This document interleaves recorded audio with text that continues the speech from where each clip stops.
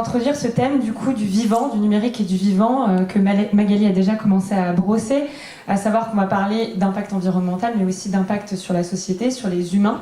Vous avez peut-être vu passer d'ailleurs hier un rapport qui est sorti, qui commence à faire un peu de bruit, qui est le rapport du Shift Project sur l'impact environnemental du numérique.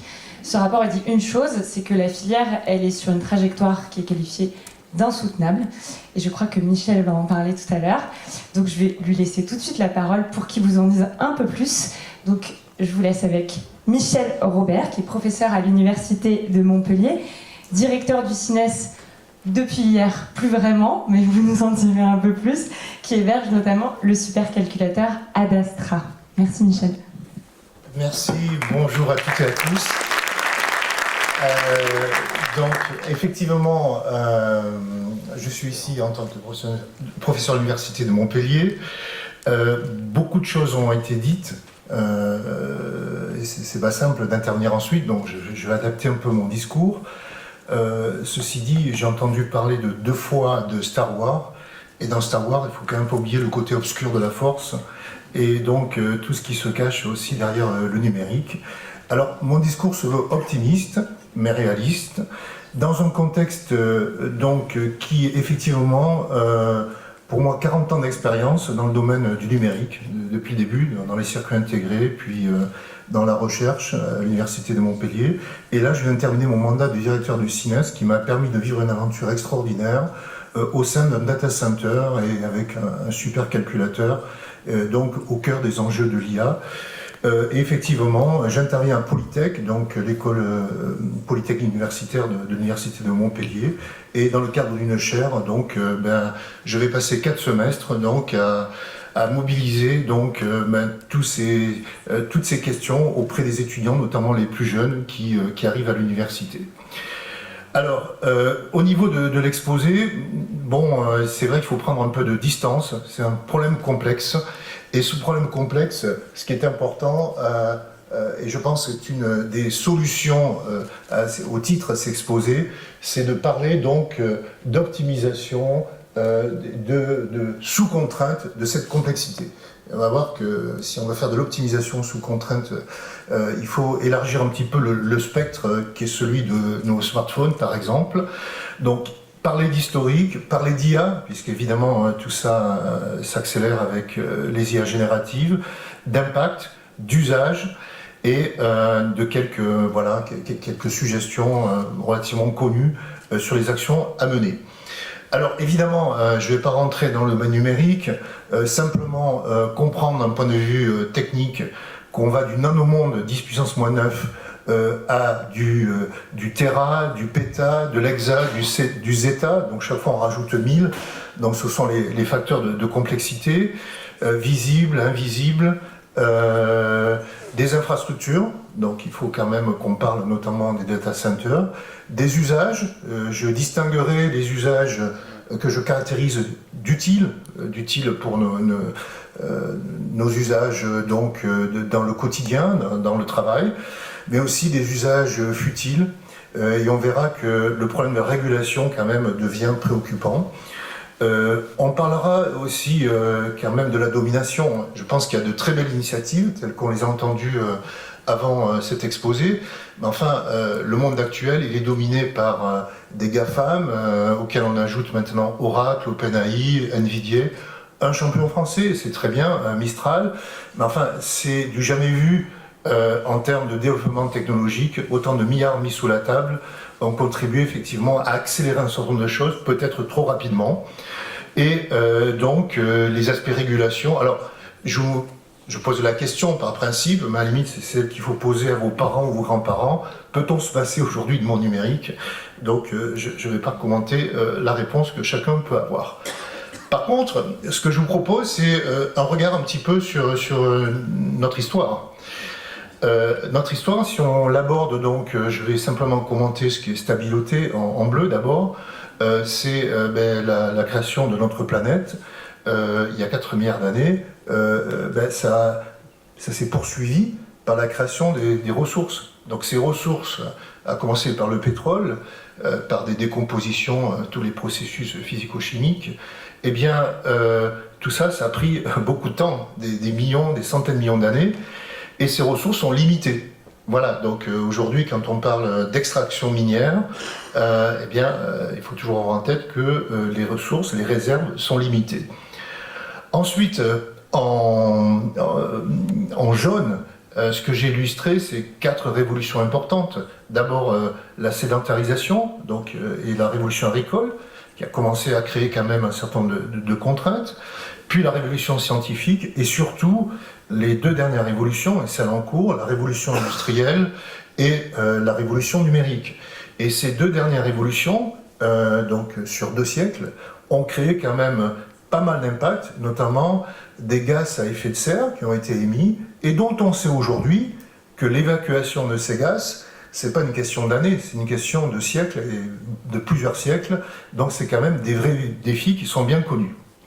Alors justement, cette révolution agricole, évidemment, a amené à des objets mécaniques aujourd'hui, donc là c'est fait en parallèle, et on voit bien donc que la révolution industrielle et numérique a des impacts que je vais commenter. Alors pour les commenter, c'est simple, il faut quand même revenir à ce qu'est l'énergie, c'est-à-dire nos capacités au niveau d'un corps, et à la limite ce que Jean Covici présente comme étant les esclaves, en moyenne de nos comportements en usage d'énergie, ben, on a en moyenne autour de 200 esclaves équivalents. Donc du cheval, ben, je vais jusqu'au data center. Un data center aujourd'hui, ceux qui se construisent, qu'on a évoqué tout à l'heure, c'est 1 gigawatt. Et on annonce même, j'ai entendu hier soir à la conférence du Chip Project, le plus gros des méga centers annoncés aux États-Unis. Je pensais qu'il était à 5 gigawatts, non, j'ai entendu 10 gigawatts. Donc 10 gigawatts, c'est quand même 10 réacteurs nucléaires. Voilà aussi ce qu'est le monde énergétique à l'échelle de la planète, parce que ce qui compte, bien sûr, c'est le global et non pas le local, que ce soit à l'échelle d'une région ou d'un pays. Ça, c'est une diapositive donc, qui a été présentée hier, mais enfin bien connue, d'OpenAI, qui montre l'accélération, c'est-à-dire le monde numérique, il s'est installé, on va dire, depuis un demi-siècle. Là, les chiffres d'OpenAI en termes de millions d'utilisateurs au départ, et aujourd'hui, ben, si on rajoute les autres IA génératives, on a dépassé le milliard. Ça veut dire que en l'espace de quelques mois puis quelques années, donc très rapidement, la couverture à l'usage de la planète est énorme, et une des raisons, vous le savez bien, c'est que les smartphones, eh bien, il y en a plus de 8 milliards actuellement en circulation, et que tous ces iPhones sont ou seront dotés par l'effet rebond de capacités de edge computing pour calculer, mais surtout donc d'accès à des outils d'IA et tout ce que ça englobe. Alors, ces impacts, donc les impacts sur le vivant, donc notre planète, ces écosystèmes, ont été annoncés il y a quand même un certain nombre d'années. Et si je prends au siècle dernier, dès les années 50, il y a quand même des ouvrages de référence. Celui-là, La planète au pillage, a quand même été, la présentation a été faite par Albert Einstein, hein, et tout ce qui a suivi derrière, c'est-à-dire qui nous amène au COP aujourd'hui, est quand même bien connu, avec beaucoup de réflexions, d'ailleurs dans les années 70, et puis aujourd'hui, le temps a passé, et voilà, et on se conforte dans les conforts de nos sociétés. Il y a eu, je veux dire, des esprits rebelles, à commencer par Alexandre Grothendieck, le mathématicien qui a vécu à Montpellier, donc qui a été révolté contre un certain nombre de choses, notamment les applications, je veux dire, militaires des mathématiques, et bien sûr aujourd'hui au-delà, jusqu'à des personnalités comme Edgar Morin, évidemment, qui réfléchissent à la complexité du monde et à des solutions potentielles. Alors voilà, on est à un point aujourd'hui où ces impacts nous remettent en question, voilà, mais l'histoire ne fait que se répéter, c'est-à-dire l'émergence de civilisation et la fin de civilisation, on a déjà connu ça, pour les mêmes raisons, et donc on a quand même des outils, on a des moyens aujourd'hui, notamment scientifiques, pour éviter que de nouvelles catastrophes se produisent. Et l'impression qu'on peut avoir, c'est qu'au lieu de freiner, on a tendance plutôt à accélérer. Et ce qu'on sait, les certitudes, elles sont là. C'est-à-dire que c'est l'impact de nos activités. Et j'isole pas le numérique. Le numérique est un sous-ensemble de l'industrialisation de nos sociétés. Et Olivier Hamond, qui est un biologiste, donc, lui parle de performance. Cette performance ne peut conduire qu'à la violence. Et évidemment, dans les remèdes, il parle de robustesse, en s'inspirant du monde de vivant, là aussi. Mais quand on parle de violence, regardez aujourd'hui, concrètement, qu'est-ce qui intéresse le président des États-Unis? C'est les sous-sols de l'Ukraine, les sous-sols de la République démocratique Congo, les sous-sols du Groenland, donc l'accès aux minerais stratégiques. Et je vais revenir sur cette question des ressources. Alors, je termine sur le contexte pour revenir évidemment sur le quotidien du numérique, et puis on va balayer rapidement tous ces points. Bon, un petit point sympathique, c'est finalement regarder cette accélération sur l'écriture. Ça a commencé il y a 5000 ans en Mésopotamie, sur des tablettes d'argile, et puis le papyrus, le parchemin. Il y a 500 ans, l'imprimerie, donc diffusion des connaissances massives, pas aussi rapide que les postes du président Trump, mais en tout cas, ça a eu des impacts, notamment d'autres révolutions. Et puis la convergence de 3 domaines, électronique, informatique, télécom, qui a mené à des objets qui étaient imaginés à la fin du siècle dernier, qui existent aujourd'hui, nos smartphones, nos tablettes, et puis bien sûr l'apparition des IA. Je ne vais pas commenter, je mets simplement en bleu pour montrer quand même la place de la science. Et donc, en bleu, c'est l'électronique, en bleu plus clair, c'est l'informatique, les télécoms, et en vert, c'est l'informatique. Voilà, tout ça, ça s'est croisé. Et ça nous a mené donc à cette convergence par divers sauts. Et sachant que, bien sûr, l'histoire n'est pas terminée, et il faut penser à la suite. Alors, évidemment, la suite reste à imaginer, mais il y a évidemment beaucoup de découvertes à faire, ne serait-ce que, juste un fait, un cerveau, c'est 20 watts. Voilà. Un ordinateur comme un Astra au CINES, c'est 1,4 mégawatts. Et et un gros supercalculateur, c'est 20 mégawatts. Voilà. Donc, il y a quand même de la marge, au-delà de la rapidité à faire des calculs. Donc, un data center aujourd'hui, on en parle beaucoup. Moi, j'ai eu la chance de vivre au sein du CINES pendant 3 ans, et ils sont tous identiques. Hein. C'est de l'énergie, c'est du refroidissement, c'est assurer donc une qualité électrique. C'est vrai que on est situé au nord de Montpellier, on a la chance d'avoir une ligne qui est surtout mobilisée par le CHU et par le CINES, donc même une double ligne. Il faut comprendre un data center comme le CINES, on ne peut pas tolérer la moindre variation sur le secteur de plus de 10 millisecondes. À partir du moment où il y a un problème, tout se met en marche, les onduleurs, les générateurs, tout ce qui fait qu'on garantit 24 heures sur 24 le bon fonctionnement du data center. Voilà. Donc, un chiffre, parce que le global, c'est la planète. L'ensemble des data centers, c'est autour de 1000 TWh sur la consommation annuelle. Donc 1 million du gigawatt-heure. Et ce chiffre, vous allez voir, est actuellement remis en question avec les génératifs. Donc on parle pour la prochaine décennie d'une multiplication par 2 ou par 3. Si on regarde maintenant l'aventure humaine du numérique, eh bien, concrètement, l'après-seconde guerre mondiale, l'ENIAC, évidemment, ce n'est pas très performant. 1 watt, 0,03 addition par seconde. Vous regardez aujourd'hui un calculateur comme un Astra, on va parler de 70 gigaflops, donc milliards d'instructions, d'opérations à virgule flottante, 64 bits, le mot 64 est important, en 1 seconde. Alors on va dire, voilà un paradoxe, puisqu'il s'agit aussi d'illustrer des paradoxes. On a une efficacité incroyable, on a multiplié par plusieurs dizaines de milliards ce qu'on savait faire, et pourtant on consomme encore plus d'énergie, parce qu'évidemment nos usages, nos besoins ont augmenté à toutes les échelles. Alors que les progrès sont là, il suffit de comparer ces performances. Donc le CINES, c'est un data center, il a le mérite de l'ancienneté, un demi-siècle, à faire le même travail, héberger des serveurs, héberger un supercalculateur national, donc pour toute la recherche scientifique. Donc le mot mutualisation est extrêmement important. Mutualiser, parce qu'on ne peut pas chacun avoir sa super machine, avec évidemment les mots-clés à la mode, souveraineté, sobriété. Pour nous, service public, je crois que c'est essentiel, et que ce soit pour la recherche ou que ce soit pour le secteur de la santé, et bien sûr d'autres secteurs. Voilà, donc ça c'est une machine qui correspond à ce qu'il y a de mieux au monde actuellement, puisque la même technologie correspond à 2 machines américaines qui sont à 2 hexaflops, donc hexa 10 puissance 18.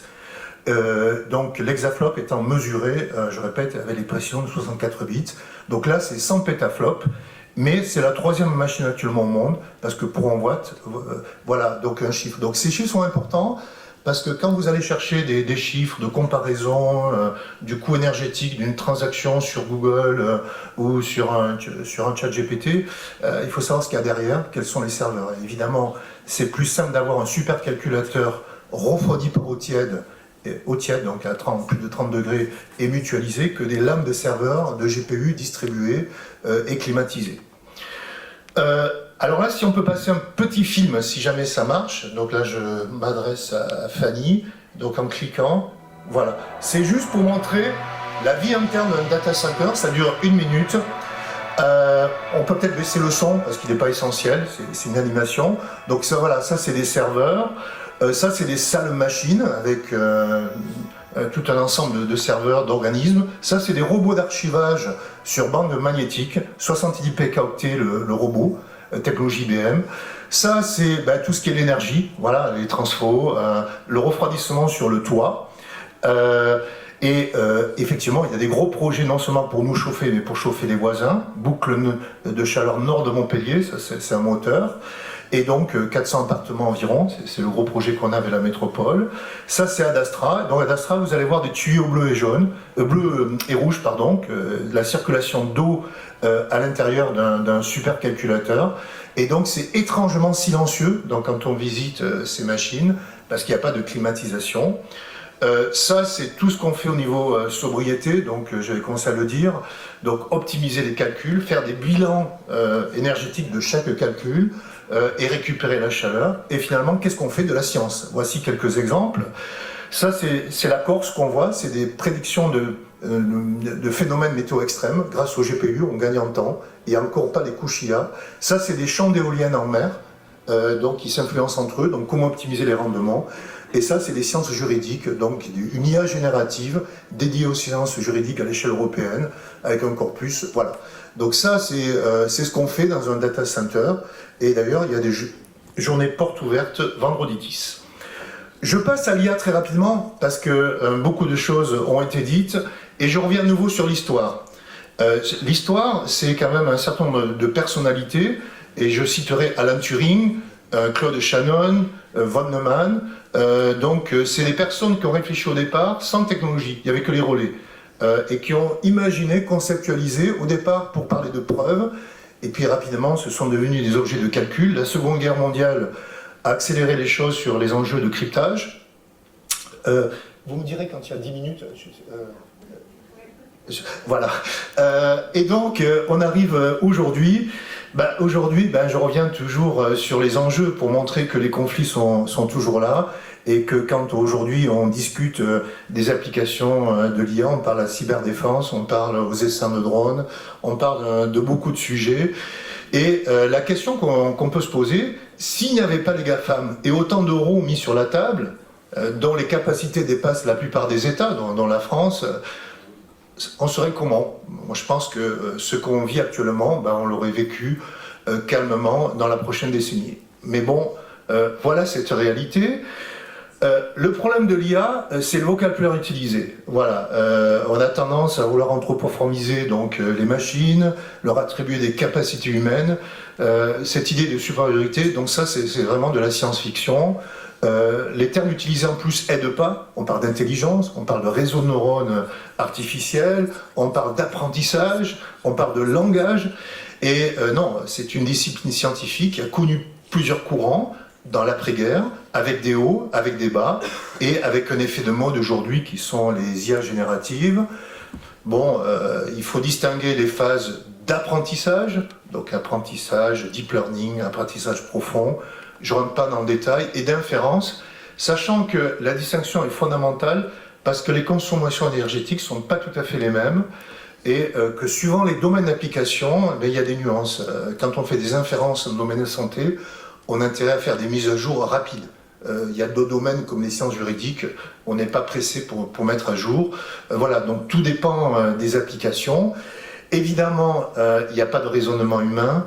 Évidemment, les prompts des requêtes, ce sont des calculs de probabilité pour aligner des mots, pour aligner des pixels, pour faire des images. Évidemment, il n'y a aucun sens. Même si on est parfois surpris parce qu'on est bluffé par des réponses liées au corpus et tout ce qui a été aspiré pour générer donc ces IA. N'oublions pas les premières IA, les gros LLM, ChatGPT, ça s'est appuyé aussi en termes d'éthique sur de l'exploitation humaine à Madagascar, au Kenya, donc pour faire le fine-tuning, tout ce qui évitait les pièges de départ, c'est-à-dire de dériver sur des sujets donc non consensuels, sans entrer dans le détail. Les ingrédients pour faire de l'IA, c'est les mêmes, de l'énergie, des ressources matérielles, des logiciels, et évidemment, la vraie question, c'est les applications et les usages. Donc, il y a des questions ouvertes.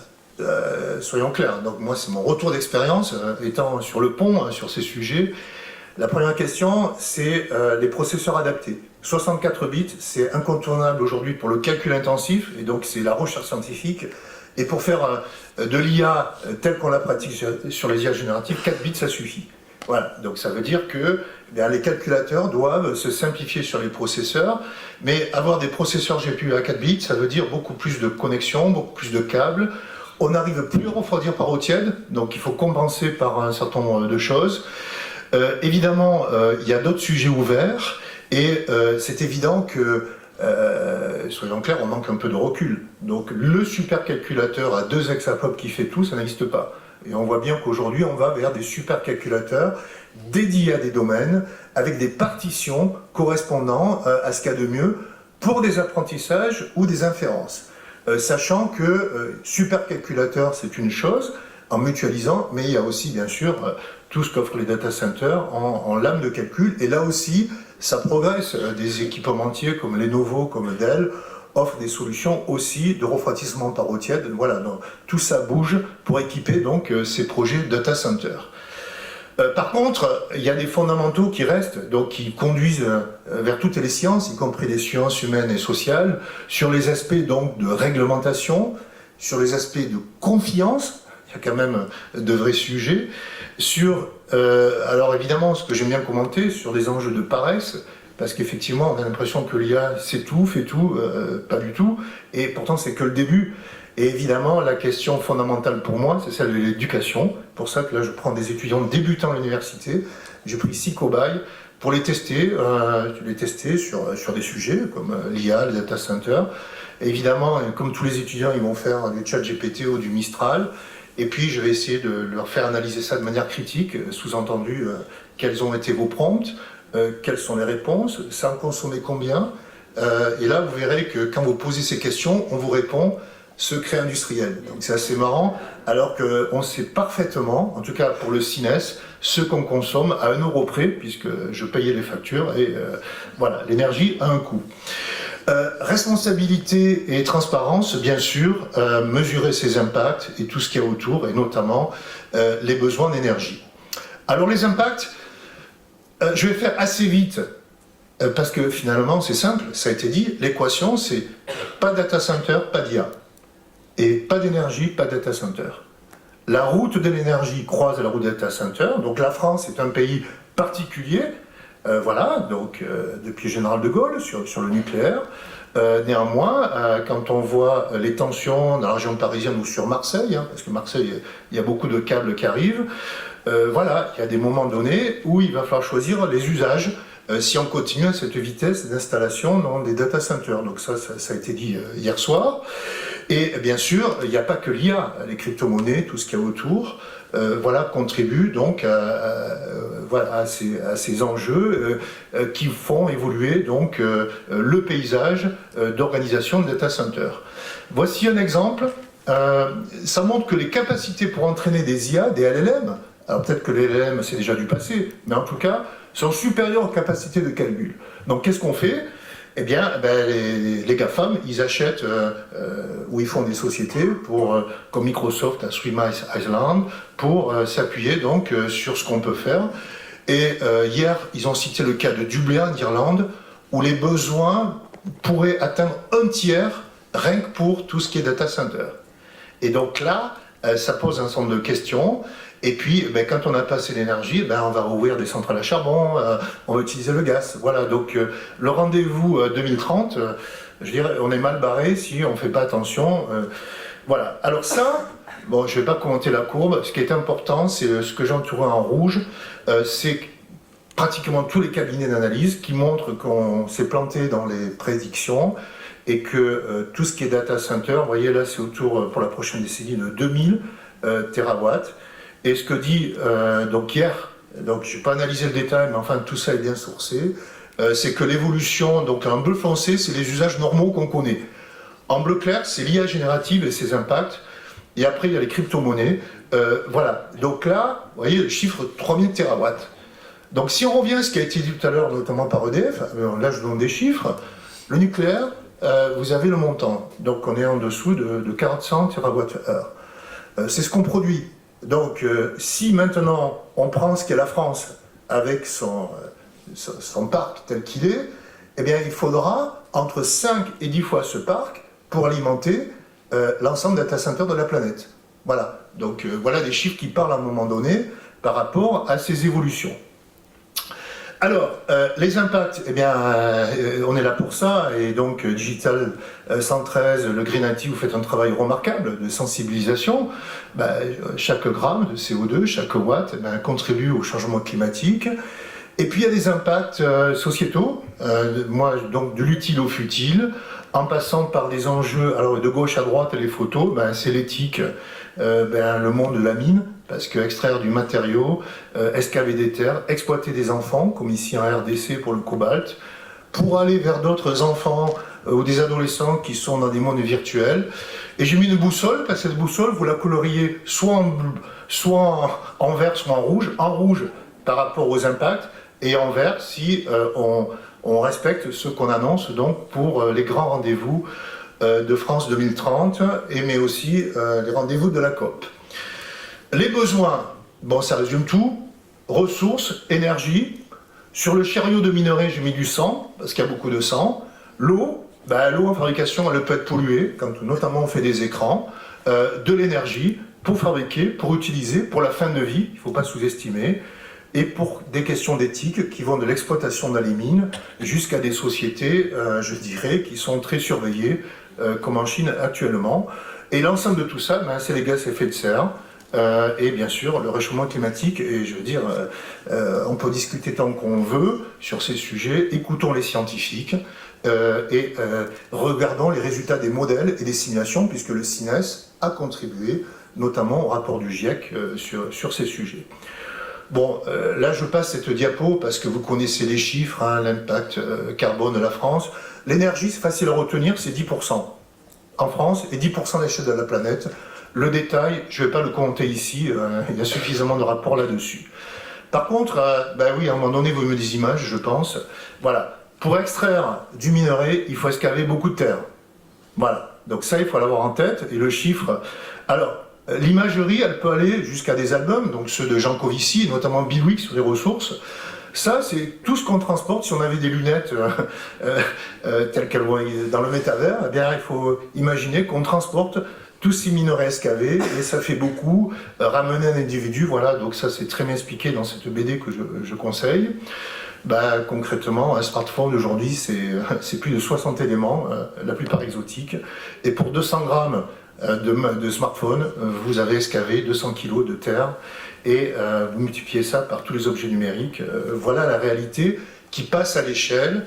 avec des smartphones qui ont fait en moyenne 4 fois le tour du monde avant d'arriver dans votre poche, et qui donc, il y en a plus de 8 milliards en circulation.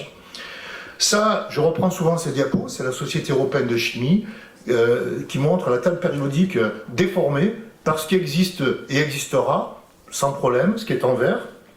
Et plus ça devient foncé vers le rouge, plus c'est difficile. Et quand c'est noir, c'est en plus il y a des guerres. Donc ne cherchez pas les causes. Et j'ai entouré en rouge le cobalt. Alors pourquoi le cobalt ou le coltan? C'est que le cobalt, les 2 tiers de la planète, c'est dans un seul endroit. Voilà, c'est la RDC. Donc l'ancien Congo belge, la RDC. Voilà. Et pourquoi le cobalt? Sans cobalt, pas de batterie. Même si on fait de la recherche au CINES, entre autres, sur les batteries de demain, avec le CEA et le CNRS, il faut beaucoup de cobalt. Et vous comprenez que notre confort tient à ce fil. Et ce fil, c'est quoi? C'est un pays où on ne veut pas se rendre, c'est ce que nous dit France Diplomatie. C'est un pays qui a donc toutes ses réserves. Bon, l'histoire, je pense qu'on la répète, il faut vraiment continuer à la répéter, il faut s'indigner, voilà, de la conséquence, donc chiffrer un certain nombre de documentations sur le nombre de morts, on parle de millions, des populations, alors évidemment déplacées de l'endroit où il y a les mines. On nous signale qu'il y a à la fois des contrats signés avec les États-Unis et la paix annoncée. Moi je veux bien, mais tout ça quand même est pitoyable, et c'est la réalité qui a accompagné, je dirais, les mouvements dans lesquels on est aujourd'hui. Donc ça, moi, mon rôle, j'estime qu'il faut évidemment continuer à alerter sur ces sujets. Ça, c'est très pertinent. C'est le CIRAD qui a fait cette analyse sur les banques de données disponibles, notamment à Genève. En rouge, c'est les propriétaires des terres. Vous reconnaissez tout le monde, Amérique, Europe, Russie, Australie. Et les autres couleurs, c'est ceux qui sont exploités. Voilà. Donc, voyez ce qui est devenu notre planète. J'ai raconté l'histoire depuis quelques milliards d'années. Eh bien là, actuellement, la situation, on pourrait prolonger cette étude, c'est ce que je leur ai suggéré, en allant voir maintenant qu'est-ce qu'on fait de ces terres, notamment dans l'extraction minière. Voilà, donc ça c'est voilà l'état des lieux, et je répète, l'autre problème, c'est que ces ressources sont limitées. Les usages, alors c'est la dernière partie de mon intervention. Pour amener notre quotidien, moi j'ai tendance à distinguer ce qu'est la recherche scientifique, ce que j'ai montré rapidement pour le CINES entre autres, ce qui est les applications utiles, elles sont fondamentales bien sûr, et malheureusement tout ce qui est futile, donc je vais illustrer ça rapidement, mais avant de l'illustrer, le problème du futile c'est l'effet rebond, il faut changer les terminaux, donc d'autres capacités, donc d'autres applications, et puis on est à l'iPhone 16, 17, 18, 19, etc. L'utile, alors évidemment, quand on dit que c'est l'IT for Green, de manière globale, c'est une vaste plaisanterie. C'est pas l'IA qui va sauver la planète. Par contre, effectivement, tous les travaux menés, et c'est ça le message d'espoir, notamment par les startups et notamment dans le tissu du CHED 113, il faut absolument l'encourager, tout en étant vigilant, effectivement, sur ses impacts. Et même, on peut être critique, y compris par rapport à ça, ce futile a permis un développement qui permet d'avoir des infrastructures pour l'utile. Alors l'utile, je fais court, la santé et toutes les applications donc, qui font que notre société progresse au sens large. Je prends le cas de la santé, puisque c'est des gros projets qu'on mène à Montpellier, avec le CHU, l'université et d'autres laboratoires. Le médecin aujourd'hui est accompagné d'outils. Ça va de l'hôpital pilote, comment faire qu'avec des IA génératives, le dialogue médecin-patient soit, je dirais, enregistré, rédige ce qu'il faut, dans la langue qu'il faut, avec le vocabulaire qu'il faut pour qu'un autre médecin ou le patient comprenne, ou sa famille. Voilà, donc ça c'est l'hôpital pilote, dans le bon fonctionnement, je veux dire, d'une institution qui est quand même un des moteurs de notre société, mais c'est aussi la recherche et donc le croisement des données, et toute la problématique sur le croisement de ces données est résumée sur cette diapo un peu compliquée, mais qui montre que les données croisées qui vont du monde clinique jusqu'aux données de la recherche, eh ben, c'est ça le carburant, je dirais, des applications IA qui se développent. C'est pas simple, parce que ces applications, il faut absolument les protéger au sens de la sécurité. Donc le CNES est en voie d'être habilité à héberger des données de santé, donc c'est des coffres forts. Hein. Il ne s'agit pas qu'il y ait des dérapages, comme on vient de le voir la semaine dernière dans un des labos d'analyse médicale en France. Voilà, donc tout ça, ce sont des éléments où il faut être extrêmement prudent. C'est pareil dans d'autres domaines comme le secteur de la défense, etc. Bon, je ne vais pas décrire parce que je ne suis pas médecin, mais en 2 mots, un médecin c'est un humain. Un humain qui vit avec son expérience, ses patients, et bien là, il croise ses compétences avec des millions d'autres données qui vont comparer des images, des scanners, des bases de données et qui vont faire des aides au diagnostic avec des résultats qui commencent à devenir assez spectaculaires. Voilà, là c'est pas fait à Montpellier, mais peu importe, hein. C'est ce qu'on voit dans la littérature sur le suivi d'infections post-opératoires, arriver à faire de la prédiction, du suivi de patients. Alors là, c'est un papier qui est sorti dans Nature le mois dernier, qui montre même les prédictions de maladies. Alors c'est un sujet qui est compliqué, mais enfin c'est fait à des échelles très importantes.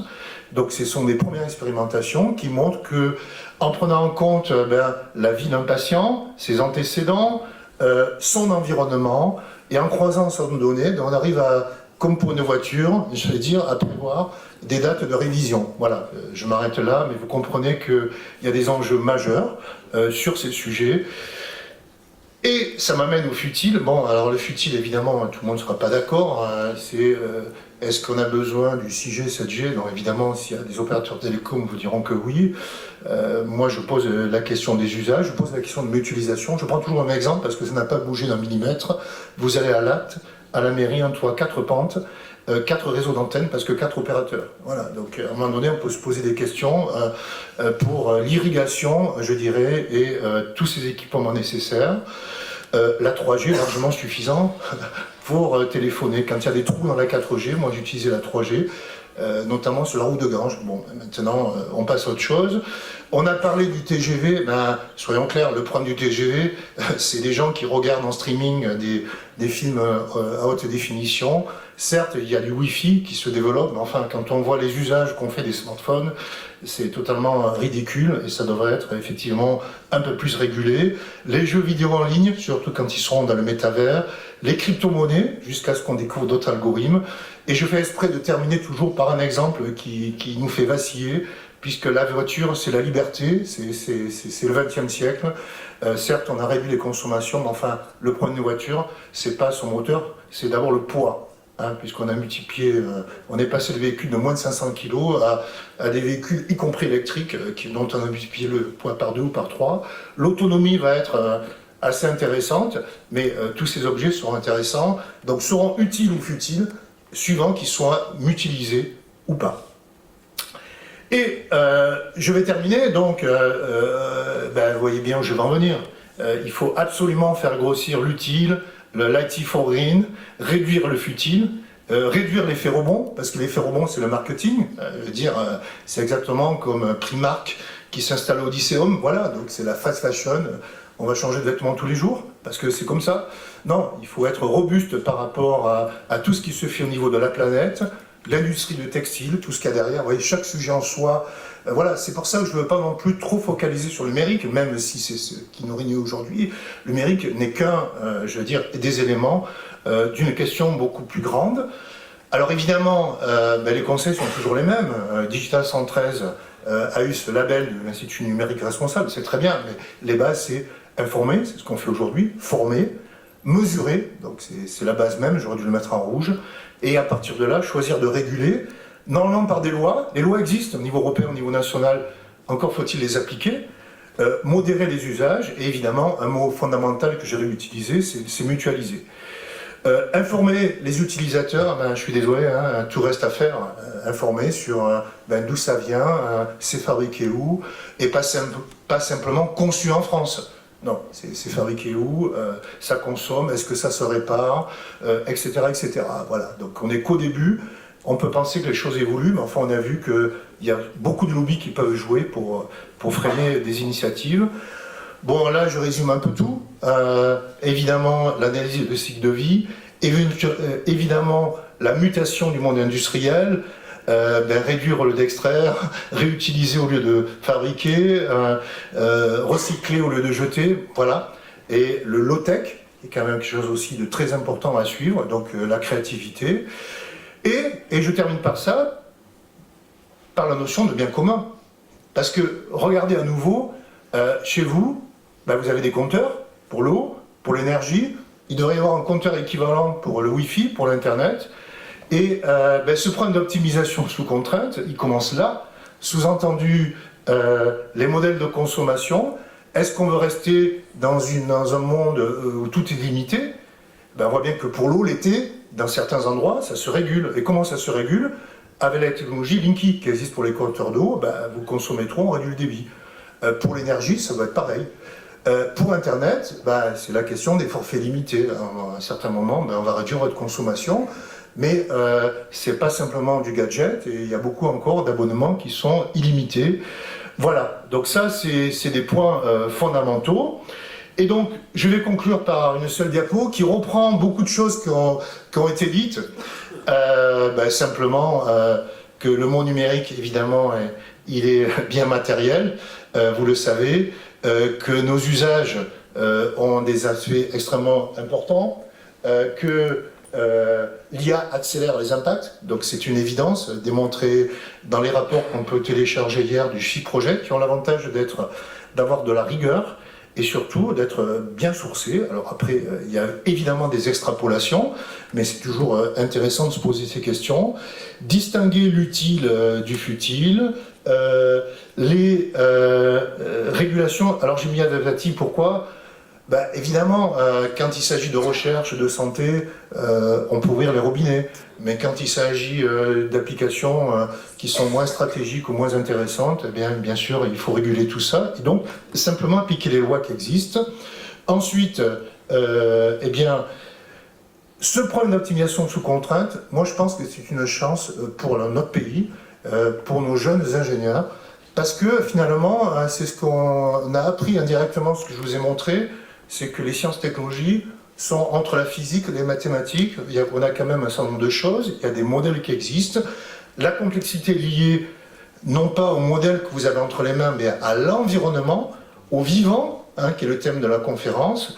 Et donc, imaginez les applications qui ne sont peut-être pas aussi, enrobées que par des opérateurs dont certains frôlent le transhumanisme. Il faut quand même voir ce qui se passe sur la côte ouest des États-Unis. Inventer des objets beaucoup plus utiles, beaucoup plus durables. Voilà, pour moi c'est un défi. Évidemment, on n'est pas à court terme, on est sur du moyen terme. Il faut bien sûr avoir un retour sur investissement, mais je pense qu'il y a beaucoup d'éléments, parce que, c'est ce que je vois, ce que j'ai vu pendant 3 ans au CINES, quand je vois les calculs qui sont faits, qui se passent en recherche scientifique et technologique, je pense à des startups. Voilà, je suis assez confiant par rapport aux opportunités et à tout ce que vous allez inventer, puisque moi je suis plutôt sur la fin du parcours. Merci pour votre attention. Merci Michel. On n'a pas le temps de prendre des questions parce qu'on a un peu débordé, mais je vous invite à aller parler à Michel pendant la pause si vous avez des questions, des remarques, si vous voulez rebondir sur ce qui vient d'être dit. Désolé, parce que je vous ai pas vu. Mais c'est pas grave. Merci beaucoup Michel.